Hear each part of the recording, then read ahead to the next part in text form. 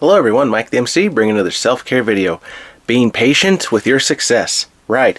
There is so much to say about this topic, and I think with regards to now how I am moving forward in my life, I can relate it now to you. Because going past school now, going into the real world, okay, what are my next steps now to overcome my personal challenges, right?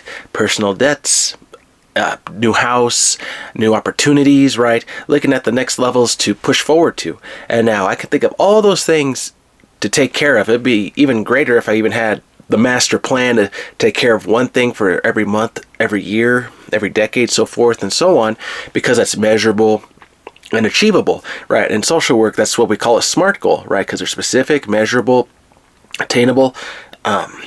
I forget the other letters, or maybe I've jumbled a few of them, but that's in its own right deserving of a video, and we'll get to that one eventually. But basically, if they're specific and measurable, that is the good thing that you need to keep in mind with goals. So that way, when they are obtainable and how you can relate to them, and I think T for the time, I forget how the letters go, but if you're able to accomplish these goals because you're marking them out, that is good. And that should help you when you pursue the goals you have in life, right?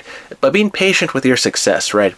I think many times we get frustrated when we've graduated or we're ready to now take over the world, right? We're ready to just jump the gun and we're ready to just move forward and just trying to conquer the world. But that's the thing though. It took time to get to this level. And so we have to also remember, okay, it was worthwhile. It was a good time of being dedicated, working hard, getting the degree, whatever certification you were going for, right? It took time to get all that, but at the same time, don't forget, now it took you a while to get there. Now how fast do you want to move beyond the graduation, right? Do you want to go full speed? Do you want to take a break? Do you want to reevaluate your next steps as far as, okay, what should I apply for now, even beyond my degree category, right? And you're thinking, right, everyone can say, okay, well, we live in a world, do we want 9-to-5 jobs? Do we want to find a flexible remote job, right? Do we want to find the part-time job, even a contract? Okay, what are the things we're looking for? And you're jumbling all those ideas, you're jumbling all those things in mind because you just want to make sure you don't make a mistake. And I think with regard to that, it's all right to feel anxiety, a little anxious, because you're excited. I'm excited, right? We're trying to figure things out. We're trying to figure a way to solve our problems with getting our lives on track because we put effort and energy into what we were obtaining, and now we got to get that energy back. And it's like, okay, how do I apply that energy now into my life where I was doing midnight oil studying for exams, right? Where I was trying to finish assignments in an orderly manner. See, that's the key. How do you maintain that energy, that workable energy into your real life, right? And I would argue when people that you come across in the real world, right? This is very common sense, right? The energy can be low, degrading, and you're like, oh, why didn't anyone learn this in school or go through this? But that's the thing. There's the educated person, then there's the common sense person, the one who's practical. And so when both worlds are coming into that contact, that is a fascinating situation. And I could tell you how, even in my own work, I can see that where, okay, I have good ideas from the book, but when I see now the practicality of actually helping people off the streets, getting on their feet again, right? There's real stuff that they didn't teach me from the class that I'm like, okay, I got to pick things up right now or else these clients are not going to succeed. And so when you balance the two in order to help people, that anxiety should naturally go away. And I think another thing with regard to that is when you mature, I think this has been fascinating for me to share with you all in this reflection that lately it's been feeling awesome. I'm able to leave the problems at work. I'm able to leave my anxiety at the work. I'm able to leave my fears, goals, everything at work. And I've learned to put a boundary between that because I realize I cannot take it with me home anymore. And I feel like, oh, it's not worth to dwell on it because now I'm here at my own home, personal life, working on my own goals. And it's been fascinating. And I feel like it just happens naturally. What do you think? Share in the comments. For those of you who have noticed this trend in life, when you mature into the next levels of your life, does that happen naturally when you mature and you're able to separate the two, the work life from the personal life, very well? Maybe some of us struggle with that. I don't know. Share in the comments. I'm curious. But I think another thing to consider with regard to patiently growing in your own life is when you learn to balance all those boundaries with work, personal life, etc. Being patient with your growth. The other part is you learn to know who you are. You know what sort of self-care activities you want to do. And that's why I share all those self-care tips, because they are practical in some ways, so you can use them whenever you find the idea or the time to recall, like, hey, I learned that from Mike the MC. Why not try this? Why not keep people on my phone for future reference? Why not erase people even from my phone, so that way I don't have a traumatizing effect when I look at their name again? And you consider all those self-care tips, and how really when you go and you journal your own self-care tips with people, when you share your advice with others, and people are saying, wow, okay, that person is really smart because they're sharing all these ideas. But no, it's just a reflection of what I know, and I'm hoping that you take what I am offering with a bit of hope that you can use it for something good. But that's the thing. Not everyone is always on your side too, because not everyone is having that kind of yippity kind of feeling to feel great to what you want to accomplish. They're not on the same level as you, because you are so energetic. You came out of school, and now when you jumped into the real world, now you see people that are just trying to push through the day, just trying to make ends meet, and the two are so opposite.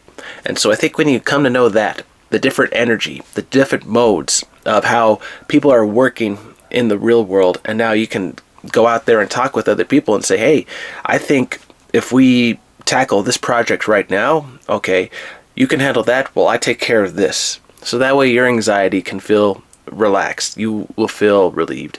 And I think we can bring that peace to other people in our work life as well, even if they're our enemies, because we're at peace.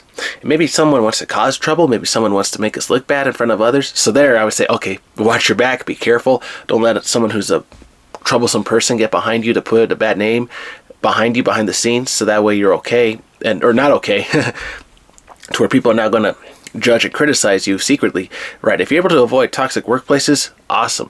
But with regard to patiently growing in your own life, always remember too that you can always take care of yourself and make the decision to leave a place. And that's hard.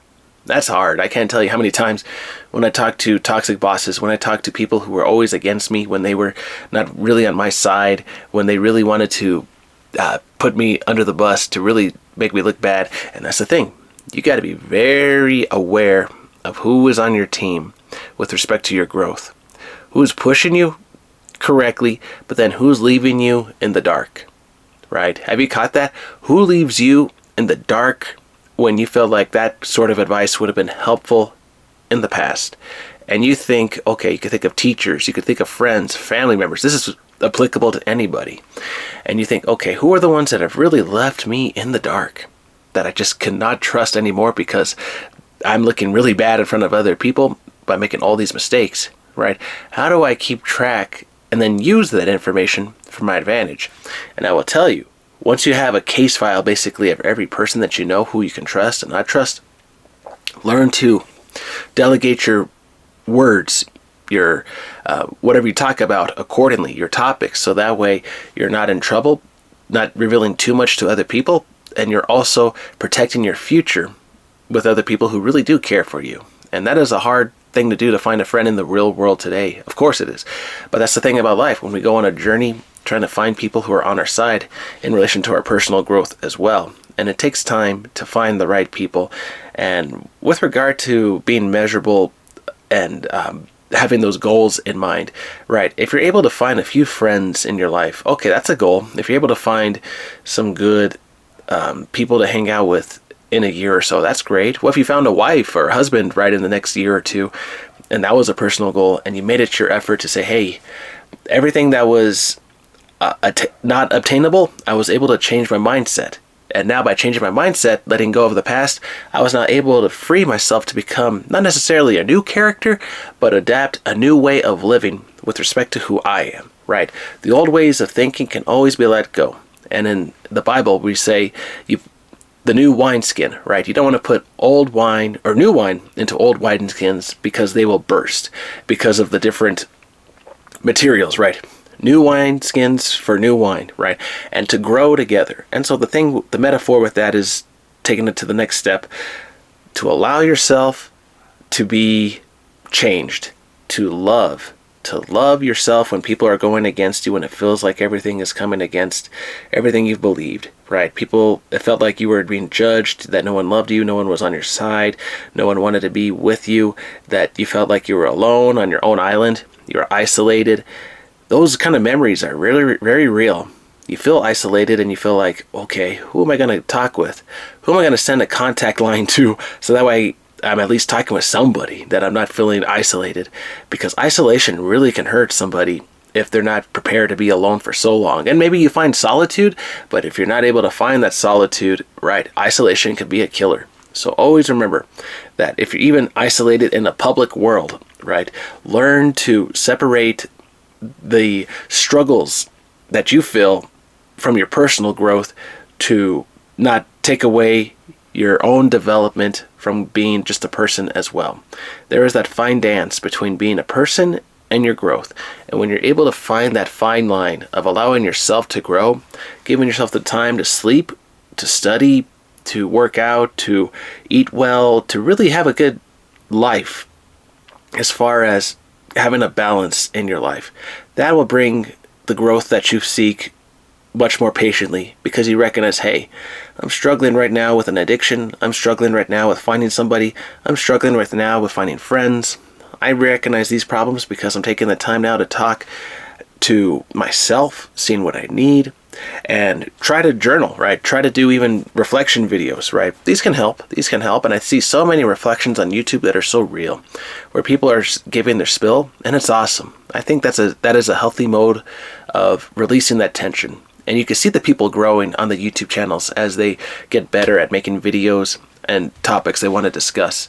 And you see others on YouTubers and podcasts, etc., where the content creator is starting to emerge and grow and develop what is that they're motivating in their channel. But it takes time to grow. And so if you're able to give yourself that time to grow, to be patient with your success, good things can happen to you. You can find the good things in your life when you allow that patience to set yourself free. You don't feel like you're tied by a knot.